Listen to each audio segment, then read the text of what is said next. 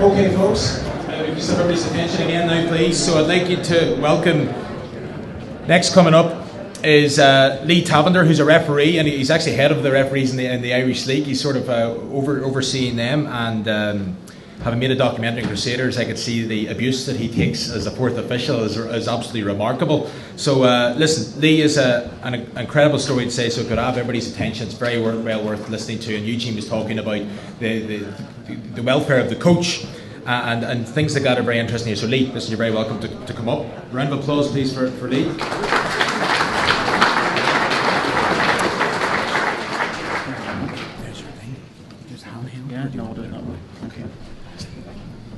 I've been thrown off on a couple of things there. Usually when I hear Thomas's voice, he's about to express surprise at one of my decisions on a Saturday afternoon, so it slightly unsettles me. The other thing that's unsettled me is my wedding reception was in this very suite. So if I just glaze over at some point and start getting flashbacks, you'll know why. Obviously positive flashbacks, in case anyone knows my wife. So, firstly, thank you very much for the invite. Dr. Eugene Young asked me to speak a few months ago when we met. We met in Maghaberry Prison, working, not anything else. And he asked me to come and speak a little bit around mental health. As Thomas said, I was the lead for the referees, the Irish Football Association. I actually finished that 3 or 4 months ago. I now deliver programmes in prisons. And I just want to look at mental health in sport, and also mental health in and around coaching and elite sport as well, which is something I've started to do a bit of work on. As I say, Irish League referee refereeing for 20 years now, Irish League for about 6 or 7 years, so you may have seen me being shouted at on the back of the paper at times, which is where my face appears most. And now I deliver the Stay On Side programme, which is a programme which uses sport and coaching and football to rehabilitate prisoners in all the 3 prisons in Northern Ireland.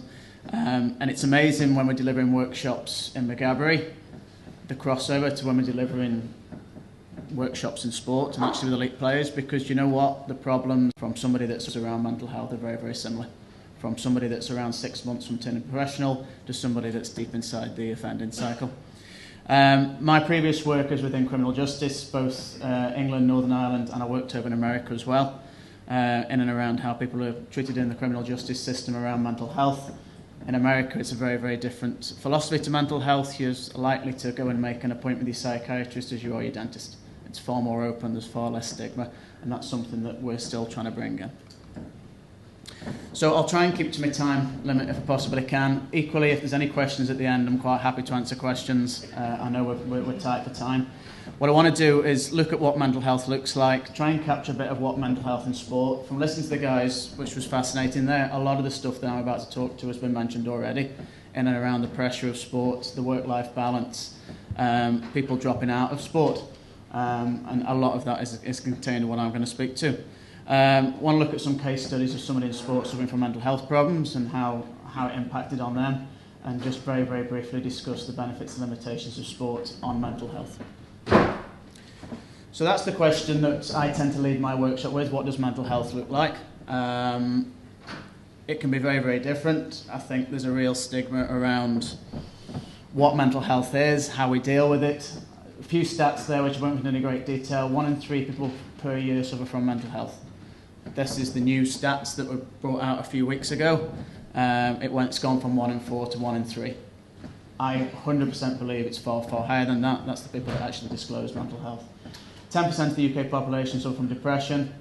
In 2017, there was 6,213 suicides in the UK and Ireland.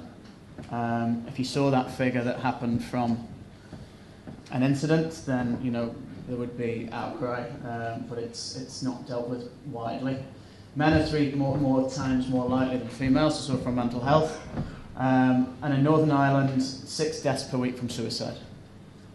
And it's the only area in the UK at the moment where the rates have risen in 2017. So it's a massive, massive issue, and it's something I think sport have now taken on to try and combat and try and raise the awareness of, which is very, very positive. And again, types of mental health. I do a 3-hour workshop on this, so I'm not going to go into it, but I think from a coaching point of view, we often hear the phrase, he suffers from mental health problems. We don't often hear the phrase, he suffers from physical health problems. Because physical health problems could be from a broken leg right through to somebody who has diabetes or somebody who has a common cold or man flu, which is obviously very, very serious. But mental health problems, there's so many different types, and I think as a coach it's important to have a very basic understanding of all the types. So anxiety can often lead to depression. Within anxiety there's a lot of elements of obsessive compulsive disorder. So it's very, very complex, and I think when understanding people who are suffering from mental health, it's good to have that basic awareness. So that's not McGabbery, fortunately. That's the stereotype view of mental health. And that's the mental health that unfortunately often appears on the screens and still lives with us. And as much as we're trying to break it down in sport that this isn't the view of mental health, that tends to be the stigmatic view out there. George Best, arguably, well, I don't think there is much argument to say the most talented footballer that Northern Ireland has produced. His view of mental health back there was he was the tortured genius. You know, if anyone's read his book, there's some fantastic stories about what he could have achieved in his career. However, he was crippled by addiction issues, mental health issues, drugs and alcohol issues. Back then it was viewed as George was the playboy, you know, as I say, that tortured genius label. Whereas that's the view, that was George while suffering from mental health issues. So that was what mental health looked like. And there's a great story in his book around when he was doing Soccer Saturday where he turned up, it was Jeff Stelling's book actually, where he turned up, he actually did all of the prep, which George very rarely did. Got all the prep, discussed all the games, was assigned the games. When he walked to the door, everyone turned left into the studio and George turned right because he simply needed alcohol. And he texted them from the pub at 12:05 to say, listen, I just can't do it today. And that was, you know, that guy who was charismatic, that was what mental health looked like. Paul Gascoigne, probably the highest profile of mental health in football. Again, it was almost embraced when Paul Gascoigne was out and he was surrounding himself with Jimmy Five-Bellies and Danny Baker. That was Gaza. The quirkiness was Gaza. What it actually was somebody suffering from addiction issues, bipolar disorder. And often at the moment we see Paul Gascoigne take one step forward and two steps back. But again, at the time, that was what mental health looked like. It was Paul Gascoigne performing at the highest level at the World Cup, and certainly the most talented player I've seen in an industry. Maybe lesser known, but Clark Carlisle. Clark Carlisle was viewed as the most intelligent footballer out there, which some would say isn't a big competition at times, but Clark Carlisle appeared on Countdown. He was the chairman of the PFA. Clark Carlisle, back in 2016, tried to commit suicide. He threw himself in front of a lorry on the M62, which is about as final a suicide bid as you can do. Suffered from depression all throughout his playing career, but was viewed as a footballer with most intelligence, you know, the leader of footballers. So that's what mental health looked like with Clark Carlisle's career. And I think the big one that was the turning point in soccer, certainly, was Gary Speed. And I think this was the one that affected me most. I was flying out to America when I was working over in Memphis. And I remember watching Soccer Saturday, Football Focus, and Gary Speed was on there, delivering a workshop to kids, was in fantastic form. I think he was with Alan Shearer. And then on Sunday morning, the headline was that Gary Speed had committed suicide in less than 24-hour period. And I think that was the big alarm bell for football to say, you know what, Gary Speed at this time was manager of Wales, and I think could be attributed for a lot of the success the Welsh national team took. Was top of his game, had never disclosed his mental health issues to his wife, to his family, to anybody else. And it was a really, really sad loss. And I think this was the turning point, certainly in soccer, to say, right, we have a captive audience within us, males 18 to 40, least likely to talk about it, most likely to be affected by it. And I think this really affected a lot of football. So, the small one in the middle is me. I have suffered from mental health issues since I was 13 years old. Well, it's the first time I can remember anyway. It was 13 in 1995 when I first started suffering from anxiety. I had 2 suicide attempts, one in 2002 and one in 2015. 2002 was more of a cry for help, it wasn't particularly very effective. 2015 I was 100% sure I wanted to commit suicide, I was 100% sure I wanted to die. 2014, I started working with the Irish Football Association, so I got my dream job. I was refereeing in the Premier League. I run 2 separate development groups, very similar to what you guys would. So I was mentoring 20 to 25 referees, variety of ages, all with the biggest problems in the world in their heads, and I hadn't disclosed it to anybody at all. So from 1995 to 2015, which is 20 years, I hadn't spoken about it in any way, shape or form. And we were discussing there around the pressures of sport and, in general. And one of the questions I've got when I do these talks is, did working in football have a negative impact on your mental health? It certainly didn't cause it, but I think, and I'm sure a lot of people can relate to it, within sport it's an all-encompassing 24-hour-a-day occupation where, you can be on the phone from 8 o'clock in the morning until 11 o'clock at night having the same conversations or different conversations. And one of my coping mechanisms, which I thought was healthy, was to throw myself into that. So from 2014 to 2015, I grasped everything and threw everything into work, and that was the distraction to take me away from the anxiety that I was suffering. Short term, did it work? Yes. Long term, did it work? No. And it certainly was a contributing factor to what happened in 2015. I suffered from anxiety. As I say, it led to depression. My first disclosure was to a doctor who looked about 8 years old in 2015, that looked more uncomfortable than I did when I first disclosed it. So I say, doctors on 23rd of May, got medication for the first time, and then tried to commit suicide on the 1st of June. And it was very much, I locked the door, 2 kids were upstairs, which is the biggest regret of it all. Didn't tell anybody, didn't leave a note, didn't disclose it. It was only that I'd been speaking to somebody earlier in the day, the godmother of my youngest, and she noticed there wasn't something right, and she contacted my wife, who was at work, who rang her brother-in-law to come round, and he found the door locked, no answer, so rang the police, and the police put my back door in. I'd say a big impact on life then, social services, mental health service. Obviously, there's a big issue from families, particularly families that you'd not disclosed it to. My wife is a mental health nurse, ironically. It's not how we met. And she had absolutely no idea, because I'd got so good at hiding it. And what I found at the time, and particularly as I started to talk about it more, was the people who knew me most were actually really, really angry and really frustrated. The first question is, why didn't you tell us? And I think there's 2 reasons for that. One, I wasn't 100% sure what was happening myself. I hadn't acknowledged that I got anxiety. I didn't know that it really existed.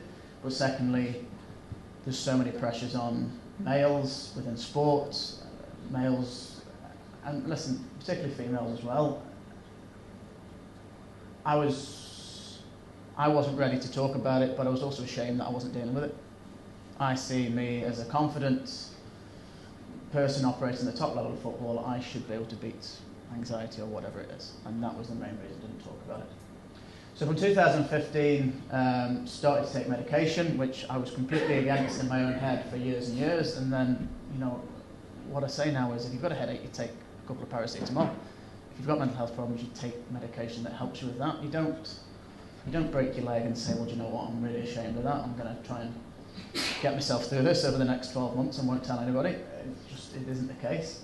Went through some CBT, which is cognitive behaviour therapy. Some of it worked, some of it didn't. But the biggest thing was building that support network. And I think we'll look at the benefits of sport in a minute, but one of the key things is the people I spoke to about it weren't the people I was closest to. It wasn't family, it wasn't the best friends. It was people largely within football who I knew quite well, I was working with, but I could open up to them because there wasn't as much. And that's why it's so important within sport to start recognising that, because you could be the coach, the player, the teammate that somebody turns around to and says, listen, I need some help here, and that's happening more and more and more now. And I say I delivered the first seminar on mental health February 2016, so only a few months after being rock bottom, 100% sure that I wanted to die. And that was probably the end of the whole thing. I did an article in the Belfast Telegraph a couple of months ago. And listen, there was a selfish, the dog's not happy, as you can see on that photo at all to be in there, but there was a selfish side to it that this was the end of my journey, in a way that I had gone from not being able to tell anybody to being able to open up, but the main reason was to try and help other people. And I must have received 20, 30, 40 messages from all over, from my hometown over in England, right through to locally within the game, and within other sports as well, GAs included, of people who have had this experience, people who have maybe just started a counselling process, and you can see, is it 1 in 3? It's definitely not 1 in 3, it's far, far higher than that, but certainly people are now starting to realise that there isn't a stigma, there isn't a shame attached to it. So that was probably the end point of mine, really. So I've started to do some work with the IFA on the limitations of elite. I hate the word elite, but I've had to throw it in there because it's the best way to describe it. The limitations, the desire to succeed. One of the reasons I wouldn't disclose that I was suffering from anxiety was I'm thinking this could have an impact on me progressing within sport, within work, and I delivered a similar workshop to this, the under-16s, within Club NI, and asked the question, would anyone turn around to their coach and say, listen, I'm struggling mentally? Not a chance. And in a group setting, absolutely not. Because these are people at the top of their game who don't want to show any weakness. And that's a dangerous environment to put people in, particularly if there's mental health issues, and that fear of showing weakness. One of the reasons I started with the Stay On Side programme, my brother was a far better footballer than me. And he was signed with Man City between the ages of 14 and 17. So he was with the academy at Man City, and Man City was a very different place then, before all the money. But we're still a Premier League team at this point. He got rejected at 17, and this links into the fascinating talk that we were talking about here. He didn't kick a ball again until he was 26. And between 17 and 26, he signed for Macclesfield Town. It was still a Football League club, but that wasn't Man City. That wasn't the dream that had been sold to him. That wasn't the professional ambitions that he had.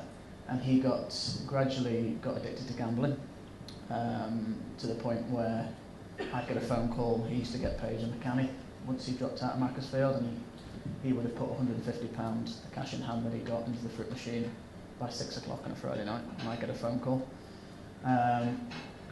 And that was one of the reasons I got involved in Stay On Side, to try and use football as a positive, because football to him at that point was such a negative.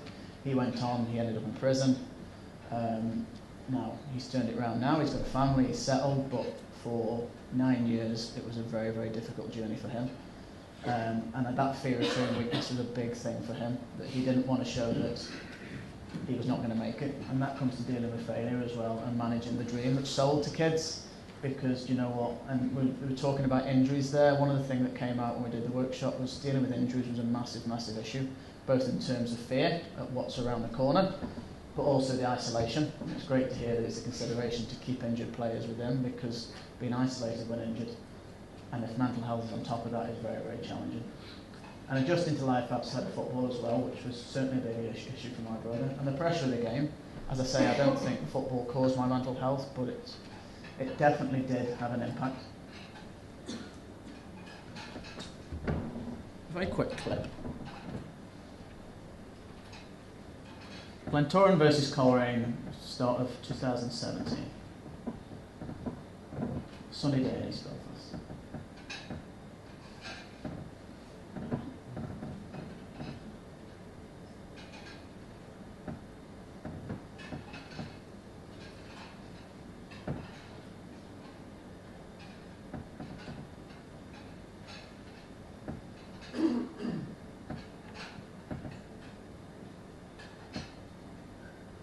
Just a standard Irish League game.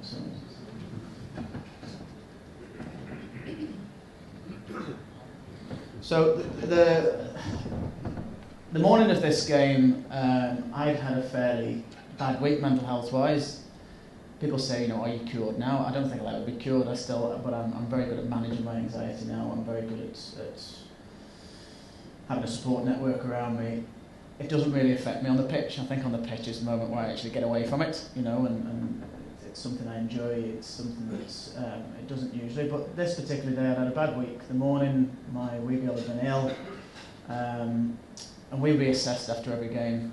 And the assessor on this game was Leslie Irvine, ex-Irish League referee, very, very well respected, would have assessed me many, many times. And we thought the game had gone all right. It was a bit fractious, as you can see. But at the end of the game, he said, you were fine today. He said, but the first half particularly, that wasn't you. I said, what do you mean, Leslie? He said, it just wasn't you. There was something missing. It wasn't really Tavinder out there. He says, the second half, you sort of settled into it, but first half, there was just something not there. So, I don't really know what he's talking about. And it was only when I reflected and talked about the analysis, we would analyse ourselves, we'd watch every game back, we'd analyse key match incidents, we'd look for areas of development for ourselves. And that was what Leslie wrote in the report. In the past, when I observed this referee, he has betrayed a confident, composed demeanour. He always appeared to have a good rapport with the players, but this was not the case in this match. Players from both teams nagged away at him. Respect towards him was in short supply. This was not that same referee. And I read that, I thought, that's a bit harsh, Les. It was only when I watched the game back, he was 100% right. I'd gone into that game with a mindset of anxiety was up. The morning I'd had hadn't been ideal, my pre-match preparation hadn't been ideal, and absolutely my attitude reflected onto the players. And there was no rapport. And I think that's interesting when you look at players going into a game, because we prepare players physically, we set them training plans, we set them nutrition plans. Do we consider enough their mental well-being going into the game? And certainly when I watched that game back, that wasn't me. That was a very heightened anxiety version of me going into a game. And I think it's important from players, referees, coaches' point of view that that's something that's taken into consideration. Because when I watched that game back, I was cringing through the first half because I was, nagged is a nice word, I was very ratty. Don't know what happened at half, maybe a cup of tea sort of helped me at half time, but certainly the first half, it had an, and that was the only game I can think about where it had an impact. Because usually the benefits of sport has been massive on me. Fitness and exercise. When the crisis team came out to speak to me after the suicide attempt, the woman said, I presume alcohol's an issue. I said, no, I don't drink particularly. No, I had drank this night heavily, so I can understand where her assumption came from. I think everybody has a way of dealing with their anxiety. With me, it was work. At times, with me, it was hiding away. What I've turned it around to is fitness has a massive impact on my mental health now. I've got far fitter. If I'm having a bad day, exercise is where I'll go. And I know some people, with my brother, it's gambling. With a lot of the guys I work with, it's drugs and alcohol. My deflection away from anxiety is fitness and exercise and the health benefits that comes with that. And it's a massive thing. Sport and fitness is a huge driver for mental health. Sense of purpose. And when I say that, a lot of the guys that tie into our Stay On Side programme, they do coaching workshops, refereeing workshops, but just getting out and playing is a massive thing for them because it gives them a sense of purpose. It gives them something to aim for on a Saturday, that they are going to play football. Halfway through, when I was trying to commit suicide, I stopped, having taken a couple of tablets and a lot of alcohol, and I realised I had a game on the Wednesday, a Regents Cup game. So halfway through, the lowest point in life, where really life wasn't making sense, I stopped and sent an email to say I couldn't do the game on the Wednesday. Which people think is bizarre, and it is bizarre when you reflect on it. But that gives you an idea that still I had that sense of purpose, that I can't let them down, I need to let them know that I'm not going to be there. And that's the same with football. So it could be the smallest thing, like I am expected to play centre half on Saturday, that could be a driver for somebody having that purpose to not take it to that level. Team involvement. Between the ages of 13 and 32, if somebody had asked me, are you okay, is there any issues with your mental health, I'd have said I'm fine. The year leading up to the suicide attempt, I am 99% sure if somebody had said, are you okay, I'd have said no. But no one asked, and it's not their fault they didn't ask because they were very good at hiding it. But I think when you're involved in a team, you're more likely to disclose to the coach, to the player, because you've got peers and role models there. You've got people that you know what, I'd become confident enough to stand up and say, yeah, I'm struggling. And 2 or 3 people have done it on the back of my article where they've sent a message saying, I'm struggling, can you point me in the right direction? And I've always said doing these talks, if it affects one person, it's worth me doing it. And that's largely why. And we've got a target audience, we've got young people, we've got males, females, we've got the least likely people to talk about it within GAA, within rugby, within football. And I think we need to use the gift that we've got. So in terms of what we can do, recognising mental health is a big thing, because I'm fairly sure, although I was very good at hiding it in the last 6 months, somebody, and it's in hindsight, people are saying, yeah, we knew you weren't right.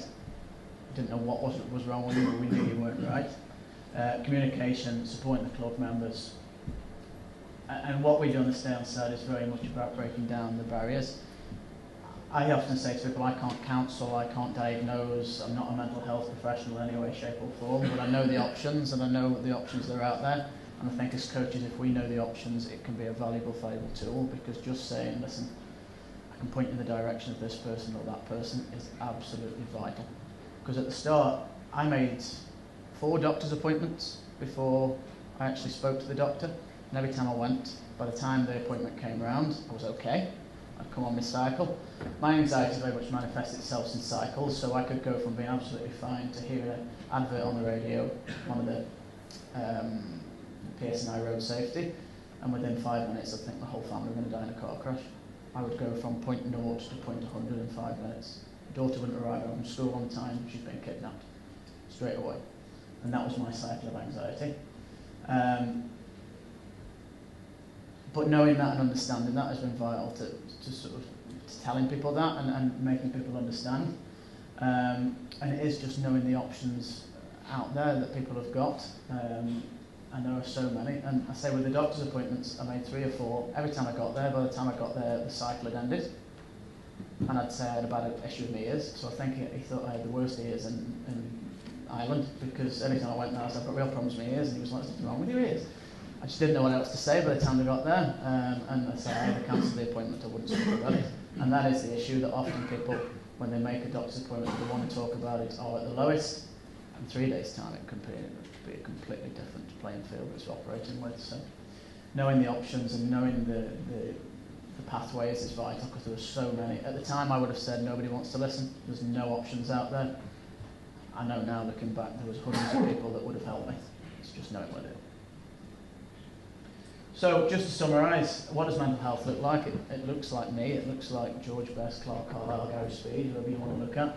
And it is an illness, and I think that's something that I couldn't get my head around. I thought it was a barrier for me. I thought it was something to be ashamed of. If you break your leg, you go and get treatment. If you have anxiety, you go and get treatment.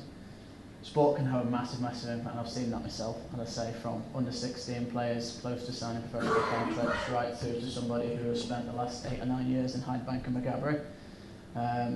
Our biggest success story was a guy who was serving 2 years for GBH and had spent 3 months outside of Hydebank since he was 14. He's now coaching the Crusaders Football Club, married, and as you know, was at the right point in his life where he said, right, I want to use football as a hoop to get me somewhere. Talking is only first step, but as I say, I thought when I went and spoke to somebody the whole world would be different. It isn't, because what comes with that is the shame, well, I failed. But you know what, it's a vital step that people have to take. It's the most important one, but it doesn't fix overnight. And I think, you know what, in sport we can change people's lives. I would have scoffed at that 10 years ago, but you know what, we have such a gift given us in sport that we can use that to help what's, you know, the services out there are doing the best, they're not great, and that's why I think as a whole community we have to look at mental health problems. And I say they are all the options. Well, no, they're not. There are a couple of very small options. I put my email address there because I say if anybody wants more information, I can't diagnose, I can't counsel, but I can certainly share my experience and share the sort of partners that I've worked with, and I'm more than happy to. And I always end on that because I always reflect back and think, if somebody had said to Gary Speed, is everything all right? Maybe he wouldn't have taken that, but maybe he would have been at Euro 2016, capitalising the success that he's built. I'm quite happy to take questions if I have any time to. I may not have. But thank you very much for the invite. It's an absolute privilege to speak here, and thank you for listening to me for that.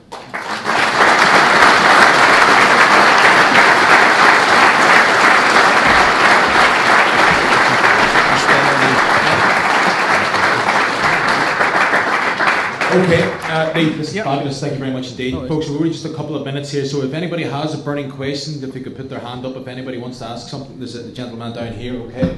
We'll do this very quickly. Okay, go ahead. Just as we hurtle towards an era of professionalism at an elite level, and the posters in the room dot around, and myself, I'm at club level, I'm questioning my own mental health now, having travelled nearly 1,000 kilometres on a round trip to attend this. So, we as volunteers were going towards an era as well of maybe volunteer burnout, and there's a lot of words being bandied about at an elite level of time commitments and the pressures. The J is often used as a conduit to solve all life's ills. As volunteers, that's what we're kind of doing. But my question to you is, at what point do we as volunteers say enough is enough in terms of giving overtime commitments to that? Because volunteers in this room will often have families, have a mortgage, have kids. Intercounty players, it's a more selfish life, it's not a selfless life like being involved in a club. So just, I'll stop, but there's an awful lot in that. But just volunteer burnout would be a thing that we're hurtling towards, as the gen at an elite level is hurtling towards a form of payment, which the propaganda report is trying to go towards anyway, that you spoke about earlier. Okay, thanks for that question, thank you.